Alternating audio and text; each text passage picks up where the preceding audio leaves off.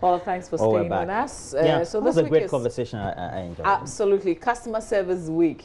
They're sending lots of messages. In fact, most of the companies sending me messages, I don't even remember them. When you have issues, do they respond the same way that they're sending the Customer Service Week? We don't want it in text. We want it to reflect in their attitudes towards us. Who cares about the nice messages that you send by way of text messages? You have to live what you text. Yeah. Companies. Yeah, we have to begin to name and shame. I had a nice message from Enterprise Group. Oh, as for Enterprise, dear. And they praised me for being one of their. I don't know whether it's a generic message. No, but as for Enterprise, I have a very good experience. I'm told it's a generic. It's generic. Oh, you felt special. Oh, they mentioned my name, Roland Walker. So apparently, the system has imputed. So they just Roland Walker is a. Oh God! But I have a good experience with Enterprise, by the way. So maybe as we're observing the Customer Service Week, I can big them up. But I like them particularly because I've participated in their customer service focus group discussions to get to know how they have to improve their product and services. And some of the things that we all said at those events have been inputted and improved in the services. So that's why I particularly great company. So if they send me messages, I won't have issues with it. They send all the time, by the way. Yeah. All right, from customer service, let's move on and talk about an issue which is really, really disturbing. Now, the district chief executive office of Builsa South, Daniel Gariba, says he has requested traditional authorities and the clergy in the area to intervene in suspected spiritual attacks at the Fumbisi Senior High School. A total of 11 students reportedly passed out after they saw strange objects. Daniel Gariba, who is also the head of the District Security Committee, says they were forced to close down the school following protests by some of the students. We want to listen to him when we come back. Correspondent will join us, Albert. Sorry. Where we had information that a female student who was at the dormitory around press time fell from a story building. She said that, in fact, she saw a strange being appear before her. She tried to identify what exactly it was, but she couldn't. And then what she could realize is that she was on the ground from the second floor. She complained that she could not see properly. She had lost the sight in the process.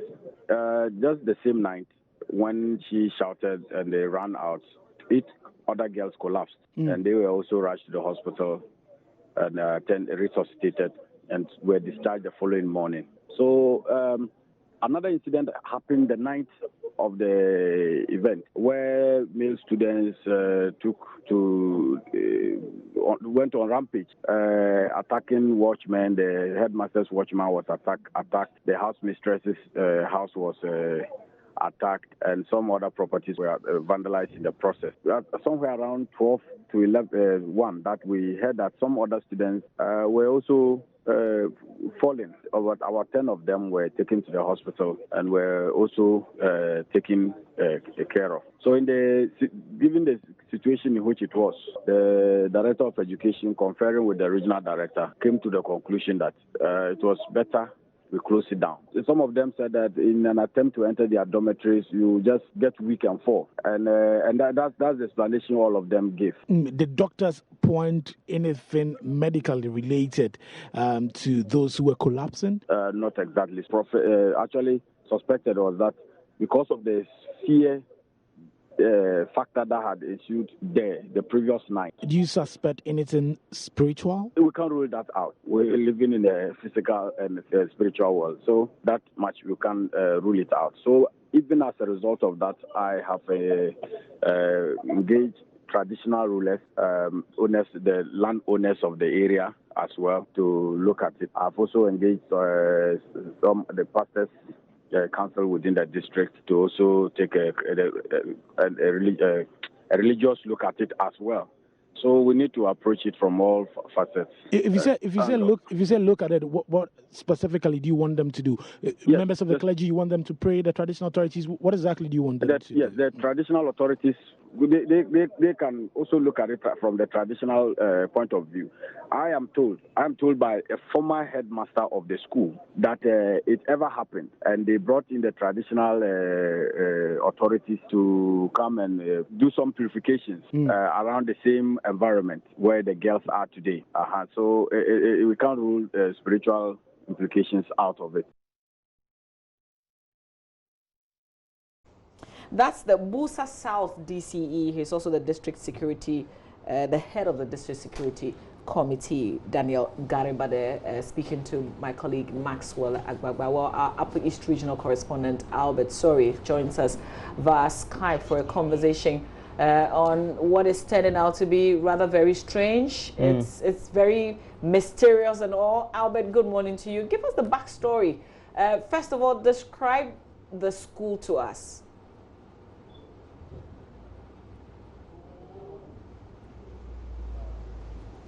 Okay, we apologize there. We seem to have an issue with the sound with Albert. Sorry, we're going to work on that. Albert, let's try again. Let's see how it works.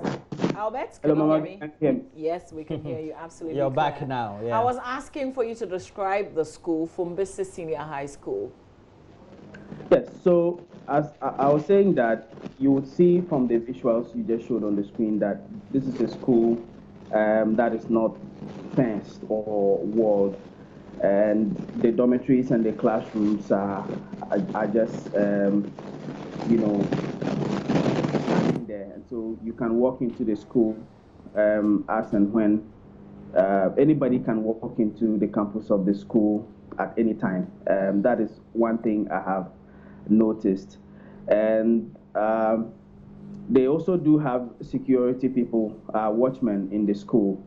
But then, obviously, they can't have a watchman in every dormitory at the same time. So the few that they have patrol the school, you know, in the night when the students are sleeping. So that is just the nature of it. Okay, we still seem to have some feedback with the sound.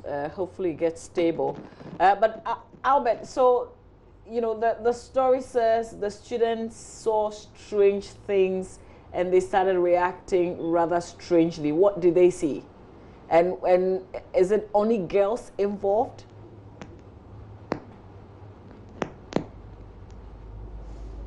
All right, now we really do have a challenge with that sound. So Roland, we're going to work on that. Yeah, it's one of the cases of those bizarre scenarios that are attributed to some level of superstition. And if you get to listen or digest the content of Albert's narration and the story the first time he said it, it was about something so-called in the traditional parlance that they were not supposed to see, that many of them had seen in the traditional sense. But I believe that as broadcasters, we have to relay issues within the context in which they have happened and not try to draw the superstitious relations as far as these issues are concerned. The Regional Security Council thinks this is an important security issue. I don't know the reason why the school will be closed down because those 11 students passed out, but ultimately it would mean that questions have to be asked of the administrators of the school, whether they seem to have some belief and a link to what happened to the students beyond what is suspected to be the superstitious link. I'm thinking that they obviously would do. That's why they reached out to the clergy as well and to traditional authority. But Albert, are you back with us? Okay, let's get Albert. Albert, explain to us what this strange thing. What did they see first of all? What did they see? What did the students say they saw? Okay, so can you hear me this time? Yes. Yeah, we can. Okay. So what we are learning is that one of the students initially said that she saw a strange person. Some other people said she saw a strange creature at the dormitory. Now, it was initially reported that this student was thrown from the second or third floor of the building by this person or this thing that she saw. But when we spoke to the headmaster yesterday, he said that later it was discovered that the student was actually running away from this person and fell down the stairs. So this student was taken to the hospital. And then that night, the students, particularly the male students, started agitating because they felt that there needed to be lights at some vantage areas of the school, and that the school was not secure enough. So this was why the students were agitating. But then they moved in and, they put in some lights. They tried to resolve some of the issues that the students raised that night and calm them down. Now, the following morning, the students refused to take their breakfast, and they were still, agitating, saying, they needed to go home, and they refused to take their food and all of that. And so they started talking to the education directorate to see what would be the best way to resolve the problem. Now, it was in the course of doing this that some of the girls started falling. From what the headmaster told us, the girls were just falling, and in his words, they were behaving as if they were possessed. These were the words that the headmaster of the school, Cletus Aruk, used when I spoke to him. And so it wasn't just one or two girls, they were just falling one after the other. Eventually, up to 11 girls had collapsed, and they didn't know exactly what was happening to them. And it wasn't just as if they were sick. They were also, from what he was saying, they were speaking, things that didn't make sense. They were saying things that didn't make sense and behaving as if they were possessed. And so these girls were the ones who were taken to the hospital, and subsequently a decision was taken to let the students go home for the authorities of the school to really look into what happened. Now, one thing we are learning is that today the board of the school will meet to look into the issue. But as you heard the district chief executive say, traditional authorities are going to be involved. But then the headmaster told me also yesterday that the Christian Council has reached out to the school and offered to also be involved as well. So maybe later today, after the board of the school meets, or tomorrow, the Christian Council in this region will also be helping the school in terms of speaking to these girls and interviewing them to know whether this was a spiritual attack as it is being suspected. Now, Albert, why only girls? And you are telling us that they also have a boys' side. And why should it be a security issue? And so the head of the district security committee has to be informed. It's not clear why it was just the girls. Just like I said earlier, this is a mixed school, so you have boys and girls in the school, and they live in separate dormitories.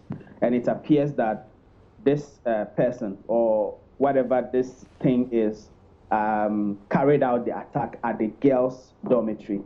And so also because the students had been agitating before these girls were attacked, the school authorities felt that it will be the safest thing to do, because if they allow the students to continue to stay in the school, looking at what had happened, obviously fear and panic will set in. And already these were students who had refused to eat their food. So it will only maybe further give the students more reasons to continue to agitate, and some of them might end up destroying school property and all of that. And so they felt that in order for them to effectively investigate what happened and possibly also prevent other students from being attacked or experiencing what happened, the best thing would be to let them go home for the meantime, and then they can look into it. So, Albert, the school is shut down. Do they know when they're hoping to reopen? They don't know, because the headmaster says that the school authority and the board of directors of the school are meeting today. Okay. So it will be, yes, today. So it will be after today we will be able to tell if or when the school is going to reopen. So, Albert, there's also the concerns, you know, and we started with that about the fact that the school is not walled. Are there conversations around that? What are parents also saying about this? In the meantime, while they find a lasting solution to whatever it is that the student may have seen, what are the immediate plans? What have they said they're doing? Okay, so the headmaster said that he couldn't really speak on administrative issues. This was one of the things he said when I called him. He would only speak to the specific issue of what happened. Now, what I can tell you is that most schools in this region are just like the Fumbisi Senior High School. They have what you saw, the blue wall that you saw at the entrance. They do it and it makes it look like that is the official entrance of the school. But then the wall doesn't continue to wall the entire campus of the school. And so even some of the schools that are regarded as the best schools, like Bolgatanga Senior High School, for example, is the same thing. And people can easily walk into the campuses of the school from any angle. So, you know, and then what usually happens is that you only have some security people moving around to make sure that people who are not wanted don't enter the school. But the question is, how effectively can one or two people, you know, monitor the whole campus that will cover, say, about 2 miles or something of a land area. So it's a difficult challenge that most of the schools in this region are facing. Okay, Albert, we're gonna leave it there and allow you to monitor today's meeting. You give us the latest as and when you do have it. That's our Upper East Regional correspondent there, yeah. Albert. Sorry, but let's also speak to the Member of Parliament for Builsa South, Dr. Clement Park. He joins us via phone. Good morning to you, Dr. Park. Thank you for your time. Yes, good morning, Mama V, and I know my good friend Roland is by your side. Yeah. Good morning to both of you. Yeah, good morning. Good morning. So, Lou? What's your understanding of what is happening at Fumbisi Senior High School? Well, I think by and large, the narrative given by your Upper East regional correspondent is accurate. When I became aware of the issue, naturally the first person I placed a call to was the headmaster. And he briefed me, just like your correspondent has narrated, of how at the girls' dormitory there was a supposed sighting of a force, a spirit, a ghost.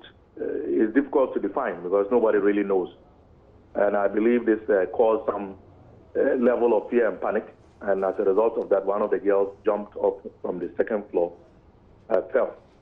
The events thereafter are narrated to mean that there was some level of agitation from the students, and a few other girls also collapsed. They were all rushed to the hospital. The day after, a few more girls also collapsed. At the same time, too, the students were agitating. And from my discussions with the CID and the police, they had to intervene. But there was every reason for them to believe that matters could get out of control. But be as it may, I think the decision to close down the school, to allow for an investigation, and also for the needed rituals and traditions to be performed are all justified. Because I think this closure would allow for tempers to cool down, for both official and traditional authorities to do what they have to do to address the matter. So we are all awaiting the outcome of the board meeting today, after which I think a determination will be made about when to reopen the school. But let me be quick to add that the issue of not having a wall around the school continues to be a challenge. This is a matter that I sought to address even before I became a member of parliament, when I lobbied for a number of structures for the school, the dining hall, a 250-bed boys' dormitory, girls' dormitory, master's quarters, and what have you. We were to do the wall. But the problem that came up was that it was difficult for the school administration and management to get planned the site plan for the school. And so it was difficult to know the boundaries of the school land. And so that made it impossible. Okay. So what you're saying is that you've got the funds to do the wall if they we got the funds to do the wall. Okay. But because the school was not able to provide the plan of the site of the school, it was very difficult to commence. So the resources were converted to build the current 1,500 capacity dining hall. Okay, so what it means is that it's been used up. So you don't have the resources to put up the wall now.